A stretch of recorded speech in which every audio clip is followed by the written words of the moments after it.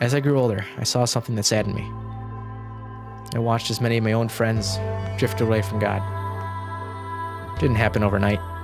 By the time they left home for college, many of them had actually walked away from the faith.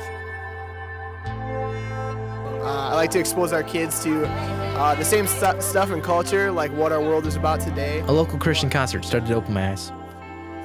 Kids are being told that the fun music of the world can bring them closer to God. It's nice to just get exposed to other things as far as Christian culture would go. I'm not afraid of over my enemies or turning the other cheek. The concert was amazing. I've never felt this way before, and what I've known myself is to be a screw-up, and I'm gonna change that tonight.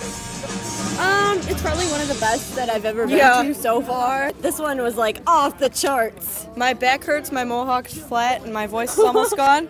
So we have to shave our head again tomorrow. That means something right there. I think we all know my generation needs to abandon the world and flee to Christ. But yet here, I see no distinction between worldliness and Christianity. It occurred to me, if the church is allowing worldliness in here and calling it Christian, how can I trust the church not allowing the brokenness of the world and elsewhere and calling it Christian? I see an emphasis on music and entertainment, but no real emphasis on Bible teaching. And if the Bible is taught at all, it's usually for a very short time. What came as a sort of shock to me was that in the process of interviewing local teens, I found that almost every kid I spoke to rejected the belief of a young earth, as stated in Genesis. A young earth or an old earth? A young earth or an old earth? It's a good question. It's obviously millions of years old. Billions of years old. I think we have an...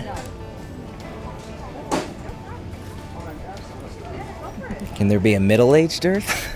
I would say probably about millions of years old, but it's definitely created in 6 days.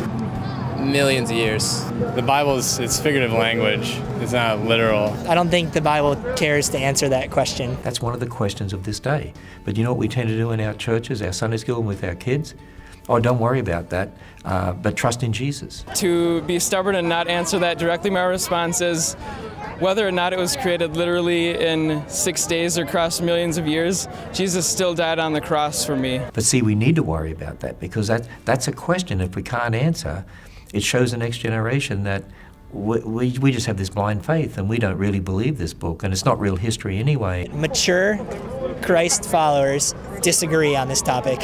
You know, like, they're all Bible-believing Christians, but you can disagree on this topic. You know, some believe it was made in 6 days, and others believe, you know, in sort of God-directed evolution over, you know, millions of years. If you can't trust this part of the Bible here at the beginning, and you're told you can use man's ideas to reinterpret this, we don't have to take it as written, well, wait a minute, what about the rest of the Bible? Why are you telling me to take that as authoritative?